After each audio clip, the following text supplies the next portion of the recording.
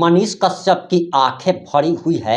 मनीष कश्यप अपने आंखों के आंसुओं को जबरदस्ती रोक तक नहीं पा रहे हैं और मनीष कश्यप करारी हार के बाद दूसरी बार लाइव आकर जब जनता के सामने अपने समर्थकों के सामने अपना दुख साझा कर रहे हैं तो इस वीडियो को देखकर उनके समर्थक भी उदास हो जा रहे हैं। और आखिर पूरा मामला क्या है और एक महत्वपूर्ण जानकारी हम आप लोगों को देने जा रहे और मनीष कश्यप तक इस वीडियो को पहुंचाने में हमारी मदद जरूर करें।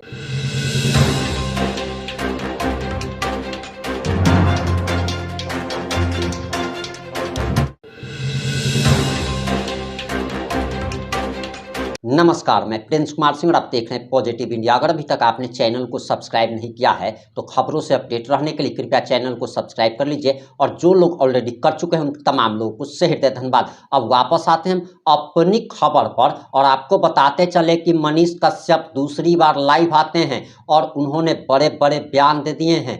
लेकिन आपको उस वीडियो को दिखाने से पहले हम आप लोगों का 1 मिनट समय लेना चाहेंगे। आपको कुछ दिखाना चाहते हैं। सबसे पहले आपके स्क्रीन पर जो तस्वीर देख पा रहे होंगे उसमें मनीष कश्यप के साथ अनूप नारायण सिंह है और अनूप भैया बहुत बड़े पत्रकार हैं, काफी अनुभवी पत्रकार हैं और लगभग 25 से 30 सालों से पत्रकारिता के क्षेत्र में है। नीतीश कुमार का इंटरव्यू ले चुके हैं, बड़े बड़े नेताओं का इंटरव्यू ले चुके हैं, बड़े बड़े अखबार में काम कर चुके हैं और ये बहुत बड़े जमींदार भी हैं। छपरा इनका घर है और जाति के बाबू साहब है, काफी अनुभवी व्यक्ति है। इन्होंने खुद फेसबुक पर लिखा है संजय सिंह टाइगर के बारे में, जो कि आरा से अभी चुनाव जीत कर आए हैं और उनके बारे में लिखते हुए अनूप नारायण सिंह कहते हैं कि संजय सिंह टाइगर जिसको भाजपा ने आरा से अपना प्रत्याशी बनाया और चुनाव में उन्होंने जीत भी दर्ज की। 2010 में ये विधायक बने थे, 15 में चुनाव हार जाते हैं। साल 2020 में भारतीय जनता पार्टी संजय सिंह टाइगर का टिकट काट देती है। इतना ही नहीं बल्कि इन्हें प्रवक्ता पद से भी हटा दिया जाता है, यानी कि एक तरीके से भारतीय जनता पार्टी ने इनको बेइज्जत कर दिया था। इसके बावजूद भी संजय सिंह टाइगर धैर्य के साथ पार्टी में एक कार्यकर्ता की भूमिका में इतना बेइज्जत होने के बाद भी बने रहते हैं और साल 2025 में इनकी कर्तव्य निष्ठा को देखते हुए भाजपा इन्हें एक बार फिर से टिकट दे देती है। हम ये कहानी आपको इसलिए सुना रहे थे क्योंकि मनीष कश्यप में हम बार बार कहते हैं कि धैर्य की कमी है, उनमें पेशेंस नाम का कोई चीज़ नहीं है। उन्हें अपने सहयोगी जो उनके चैनल में अभी काम कर रहे हैं, भले ही उनकी आर्थिक दृष्टि कौन से उनके साथ जो भी हो, लेकिन वो उनके साथ काम कर रहे हैं तो अपने अनुभवी लोगों से उनको सीखना चाहिए। मनीष कश्यप भले ही अनूप नारायण सिंह भैया को इस स्टाफ समझ रहे हो, कर्मचारी समझ रहे हो, लेकिन ये काफ़ी अनुभवी व्यक्ति है और अपने साथ रहने वाले किसी भी व्यक्ति के पास अगर ज्ञान है तो इनको जरूर लेना चाहिए था। अब आप आगे मनीष कश्यप का पूरा बयान सुनिए। भारतीय जनता पार्टी के उमाकांत सिंह और कांग्रेस के अभिषेक रंजन, और समय समय पे इन लोगों ने बुराई भी किया है लेकिन प्रशंसा भी किया है। जिनके खिलाफ मैं चुनाव लड़ा हूं उन लोगों की बातें कर रहा हूं मैं। उमाकांत सिंह का भी 1-2 जगह वीडियो मैंने देखा जहां पे उन्होंने प्रशंसा किया था और अभिषेक रंजन ने तो अनेकों वीडियो में मेरा प्रशंसा किया है। लोग भी प्रशंसा करते हैं, लेकिन इन सब चीजों के बीच में 37,000 वोट पे सिमट जाना शायद कुछ लोगों के लिए बहुत बड़ा अचीवमेंट होगा। लोग कह रहे हैं कि मनीष जी आपको 37,000 से ज्यादा वोट मिला है, लेकिन मेरे लिए जो है शायद ये एक वहीं अधूरा कहानी और मंजिल तक पहुंचने का प्रयास में रास्ते में ही जो है कहीं एक बड़ा विघ्न, बाधा, रुकावट। इसलिए किसी ने कहा है कि आप अपने जीवन के समस्याओं का समाधान करने का हौसला, सबसे बड़ा हौसला आप ही रखते हो। सलाह तो दुनिया आती है, देती है और दे के जो है चली जाती है। अभी मैं रांची में हूं, झारखंड में। मन बेचैन है, बहुत सारी चीजें मन के अंदर चल रहा है। बहुत सारे लोगों का कॉल आता है, 90% कॉल तो संतावना देने के लिए लोगों का आ रहा है, दोस्तों का, मित्रों का। चनपटिया से ज्यादा लोगों का कॉल आ रहा है। उसमें से एक बुजुर्ग व्यक्ति का अभी 1 घंटे पहले कॉल आया था, जो बोल रहे थे क्या कि मनीष जी मैंने आपको वोट नहीं दिया और मेरे परिवार के लोगों ने भी नहीं दिया, लेकिन इस बात का मुझे बेहद अफसोस है। अब चलिए ठीक है, जो भी है जैसे भी है, बस यही तो जीवन है, कभी जीत कभी हार, और कभी जीत हार के बीच में सीखना रहता है, और हम लोग सीख रहे हैं। गलतियां हुई होगी हम लोगों से भी, बहुत सारी गलतियां। एक मैं वीडियो देख रहा था, ओवैसी साहब आके मंच पे जो है मेरे बारे में कुछ बोल रहे थे। हैदराबाद के ओवैसी साहब मुझे सांप्रदायिक बता रहे थे। जहां तक मैं जानता हूं, उनसे बड़ा सांप्रदायिक कोई नहीं है। बिहार को जो 0 सन्नाटा जानता है, वैसे व्यक्ति को जो है, वैसे व्यक्ति की पार्टी को जो है 5 सीटों पे जो है बिहार के लोगों ने जिता दिया। और प्रशांत किशोर जिन्होंने जो है अपना जी जान सब कुछ लगा दिया, उनसे पूछा जा रहा है, बोला जा रहा है कि आप इस्तीफा कब दे रहे हैं, आप संन्यास कब दे रहे हैं, राजनीति से संन्यास कब दे रहे हैं। शायद लोगों को पता नहीं है कि प्रशांत किशोर अगर नीतीश कुमार को चैलेंज नहीं किए होते तो ये जो 10,000 रुपया देना, फिर 2 लाख रुपया देना, फिर उसके बाद से और भी पैसा देना, सैलरी बढ़ा देना होमगार्ड का, विकास मित्र को जो है 25-25 हजार रुपया देना, और भी बहुत सारी समस्याओं पे जो है बात करना, और साथ ही साथ जो है बिहार की पूरी राजनीति जो है इस बार सिर्फ और सिर्फ विकास के मुद्दे पे, पलायन के मुद्दे पे, रोजगार, शिक्षा, स्वास्थ्य, इन सब मुद्दों के इर्द गिर्द घूमता रहा। ये एक बड़ी जीत है बिहार के लिए, बिहार के लोगों के लिए। लेकिन प्रशांत किशोर जी हों, चाहे मैं हूं, चाहे मेरे जैसे तमाम लोग जो एक सही प्रयास पॉजिटिव तरीके से कर रहे थे, अब उसमें विपिन यादव भी आते हैं, उसमें दिलीप यादव, दिलीप कुमार जो छात्र नेता हैं, वो भी जो है बहादुरपुर से चुनाव लड़ रहे थे, वो भी आते हैं, उसमें ज्योति सिंह भी आती हैं, उन्होंने भी जो है प्रयास किया था, और उसमें दिव्यांशु भारद्वाज भी आते हैं, उसमें वाईबी गिरी भी आते हैं, उसमें वो तमाम लोग आते हैं, उसमें केसी सिन्हा आते हैं, वो तमाम लोग आते हैं जो कहीं ना कहीं दूसरे प्रोफेशन में थे और उन्हें लगा कि राजनीति में जाके कुछ बदलाव करना चाहिए। और मैं सोशल मीडिया पे देख रहा हूँ बहुत सारे लोग जो है बहुत प्रकार की बातें, ज्यादातर 99% लोग तो पॉजिटिव बातें कर रहे हैं। जब से चुनाव हम लोग आ रहे हैं तब से जो है अच्छी बातें कर रहे हैं, बोल रहे हैं कि टूटना मत, झुकना मत, रुकना मत, चलते रहना, फिर से प्रयास करते रहना। इन सब चीजों के बीच में कुछ लोग जो है कुछ टांग खींचने का भी प्रयास कर रहे हैं। कोई दिक्कत नहीं है, अपना काम है चलते रहना, और हम लोग जो है चलते रहेंगे।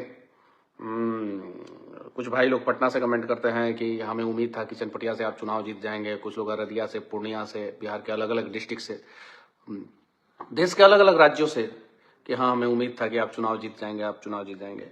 जरा सोचिए कि हम लोग जो है कितना विषम परिस्थिति में, विरासत में हमें कुछ मिला नहीं और अपने दम पे अपना कहानी लिखना है, तो कितनी विषम परिस्थितियों में हमें संघर्ष करना पड़ता है। चुनाव में सबसे ज्यादा कमी अगर मुझे किसी चीज की महसूस हुई तो वो पैसे की कमी महसूस हुई। मेरे पास पैसे थे नहीं, और जो पैसे थे उस पैसे के सामने जो है मतलब कि जो मेरे अगेंस्ट में जो प्रत्याशी थे उनके सामने जो है मेरे पास जो पैसे थे वो एकदम जीरो ही मान सकते हैं उसको। तो सबसे ज्यादा कमी हुई पैसे की। तो मुझसे कुछ लोगों ने कहा कि मनीष जी एक बार क्राउड फंडिंग के लिए एक वीडियो बनाइए। मैंने वीडियो बनाया, उसको डाला, 12 घंटे के अंदर अंदर मुझे वो वीडियो डिलीट करना पड़ा। अब कुछ लोग चंदा मांग रहा है, चंदा मांग रहा है, चंदा मांग रहा है, चंदा मांग रहा है। अरे यार चलिए, अब इसमें क्या बताया जाए। भारतीय जनता पार्टी 7,000 करोड़ रुपया चंदे में उठाई है, कांग्रेस उठाई है, आरजेडी उठाई है, और देश की हर एक पार्टियां चंदा लेती है। आप उससे सवाल नहीं कर सकते हैं। लेकिन अगर मनीष कश्यप अगर 2, 4, 5 लाख, 10 लाख रुपया चंदा उठा लेता तो आपको दिक्कत हो गया था। अगर गलती से 20 लाख रुपया चंदा आ जाता तो शायद चनपटिया में जो है कहानी में कुछ और रख कर देता। मुझे 20-25 लाख रुपए की और जरूरत थी। जितना मैंने खर्चा किया उसमें 20-25 लाख रुपए की और जरूरत थी। बस वही 20-25 लाख रुपया जो लास्ट के 2 दिन पहले जो है, जो अपने बूथ लेवल एजेंट पे और भी बहुत सारी जगहों पे जो खर्च किया जाता है, और वही कमी रह गया। 20-25 लाख रुपया, 30 लाख रुपया के आसपास कमी रह गया। जो मेरे अगेंस्ट में थे उन्होंने 10 करोड़ किया खर्चा, कि 15 करोड़ किया, कि 20 करोड़ किया। मतलब अनलिमिटेड उन लोगों के पास मनी था, और मेरे पास लिमिटेड सोर्स, लिमिटेड लोग और लिमिटेड अमाउंट था।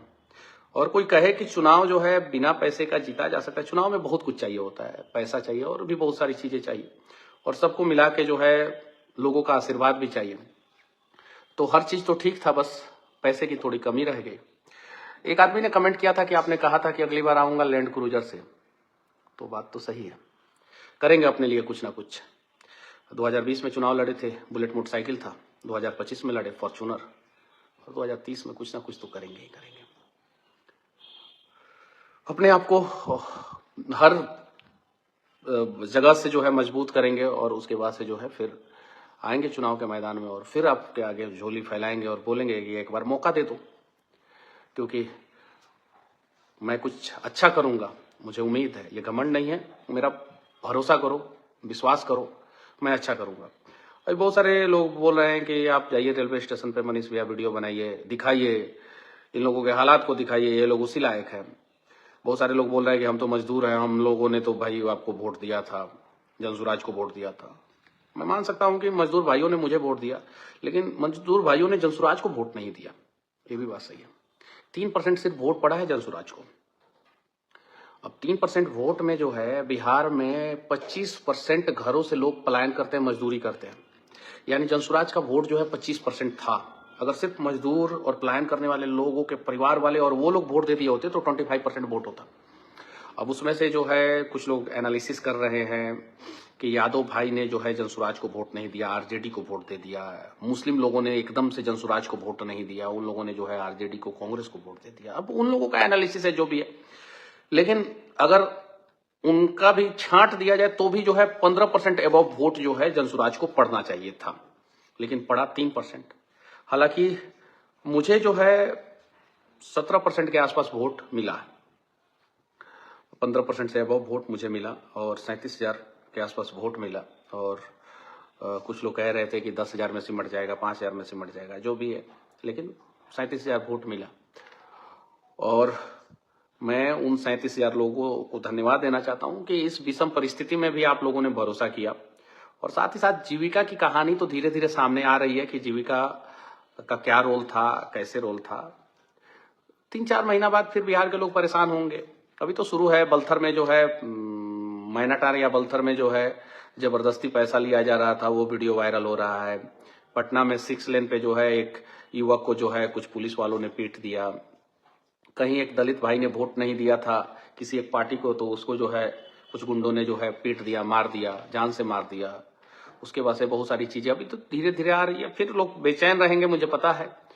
4 साल 11 महीना खूब जो है सरकार को कोसेंगे, गाली देंगे, निंदा करेंगे, और फिर जब चुनाव आएगा तो फिर चुनाव का नशा ऐसे चढ़ जाएगा कि सब लोग जो है जातियों में बढ़ जाएंगे, पार्टियों में बढ़ जाएंगे। लोग कहता है कि पत्रकार एक पक्षीय हो गए हैं, किसी पार्टी को जो है पसंद करते हैं पत्रकार। लेकिन शायद से जो है जो पब्लिक है वो लोग ही जो है किसी ना किसी पार्टी को जो है सेलेक्ट करके रखें। अरे आप पार्टी को वोट दिए, बात खत्म। अब जो है आप जो है निष्पक्ष हो जाइए। अगर जनता निष्पक्ष हो जाएगा तो पत्रकार भी निष्पक्ष हो जाएंगे। और मैं आप लोगों से एक और चीज पूछना चाहता हूं कि आखिर अब हम लोग करें तो करें क्या करें, कुछ ना कुछ तो करेंगे। तो आप लोगों के हिसाब से जो है हम लोगों को क्या करना चाहिए, आप लोग बताइए। और मजदूर भाइयों से मैं कहना चाहता हूं कि मैं आप लोगों के लिए हमेशा प्रयास करूंगा, लेकिन हाँ, विधायक बना रहता तो ज्यादा अच्छे ढंग से प्रयास करता, मजबूती के साथ प्रयास करता। कल मुझे एक फोन आया, खोलिए, कल मुझे एक फोन आया और 3-3.5 मिनट बातचीत हुआ, रिकॉर्डिंग भी है मेरे पास।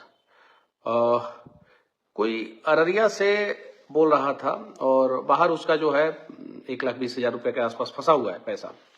तो उसने बोला क्या कि भैया हम लोग चाहते थे कि आप जीते, मेरा पैसा फंसा हुआ है, थोड़ा सा ठेकेदार को आप फोन ऑन कर दीजिएगा तो मेरा पैसा निकल जाएगा। मैंने बोला क्या कि भाई ईमानदारी से कहना, मैं तो कॉल कर दूंगा तुम्हारे लिए, लेकिन ईमानदारी से कहना कि तुमने वोट किस पार्टी को दिया है। तो भैया हम तो यहाँ पे बीजेपी को वोट दिए हैं। तो मैंने पूछा क्यों? तो उसने बोला क्या कि आपको तो पता ही है कि सीमांचल का कंडीशन क्या है। तो मैंने बोला क्या कि जनसुराज पे भरोसा नहीं था क्या? तो भरोसा था, लेकिन पता नहीं क्या हुआ कि एक दिन पहले तक तो सोचे थे जनसुराज को वोट देने के लिए, लेकिन बीजेपी को वोट। तो मैंने बोला क्या कि ठीक है, मैं मदद करूंगा आपका और 100% मदद करूंगा। मैं कॉल भी कर दूंगा, लेबर बोर्ड में होगा तो कंप्लेन भी कर दूंगा, ट्वीट भी कर दूंगा, हर चीज कर दूंगा। लेकिन भैया एक काम कीजिए, आप एक बार जो है जिसको जो वोट देके जिताए हैं ना, उससे एक कॉल करवा दीजिए। और अगर मान लीजिए कि सीएम और पीएम से आप कॉल नहीं करवा सकते हैं, उनसे मिलना बहुत आसान नहीं है, लेकिन वहां के लोकल विधायक से तो मिलना आसान है। वहां के लोकल विधायक से आप नहीं मिल पाते हैं और मनीष कश्यप को कॉल लगाते हैं। मैंने बोला कि एक कॉल करवा दीजिएगा विधायक जी से आप अपने ठेकेदार के पास, उसके बाद मेरे पास आइएगा, आपका पैसा निकलवाने की जिम्मेवारी मेरी, और अगर मैं नहीं निकलवा पाया तो मैं उतना पैसा जो है आपको खुद कैश में दे दूंगा, मैं दे दूंगा पैसा, या अकाउंट में ट्रांसफर कर दूंगा, जैसे भी बोलिएगा वैसे कर दूंगा। लेकिन एक कॉल आप जो है विधायक जी से करवाइए, आप अपनी समस्या के लिए। आपको कोई भी समस्या हो, हम आपके समस्या का समाधान करने का 100% प्रयास करेंगे, लेकिन एक काम आपको करना होगा, मेरे पास अपनी समस्याओं को लाने से पहले आपको जो है एक लेटर जो है आप अपने विधायक और एक अपने सांसद को लिखेंगे और उनसे रिसीविंग लेंगे और 7 दिन तक वेट करेंगे। अगर आपके का काम जो है विधायक सांसद लेटर रिसीव करने के बाद भी जो है नहीं कर रहे हैं, उसके बाद आप आइएगा, मैं आप लोगों का काम करने का प्रयास करूंगा, मदद करने का प्रयास करूंगा। लेकिन अगर उसके पहले आइएगा तो मैं डायरेक्ट कहूंगा कि आप जाइए अपने सांसद के पास, विधायक के पास, और दोनों के पास जाके एक पत्र लिखिए अपनी समस्याओं पे और उनसे एक रिसीविंग लेके आइए। जब तक रिसीविंग लेके नहीं आएगा तब तक मैं कुछ नहीं करूंगा। बाकी ये तरीका जो है इस बार जो है हम लोग अपनाएंगे और इस तरीके से काम करेंगे तो ज्यादातर लोगों का मदद होगा, और ज्यादातर लोग अपने विधायक और सांसद से जो है पहले जाके मदद मांगेंगे और उनको पता चल जाएगा कि विधायक सांसद जिनको उन्होंने चुना है वो सही है या नहीं है। चलिए ठीक है, बाकी इन्हीं सब चीज़ों के बीच में जो है अपना रास्ता बनाना है और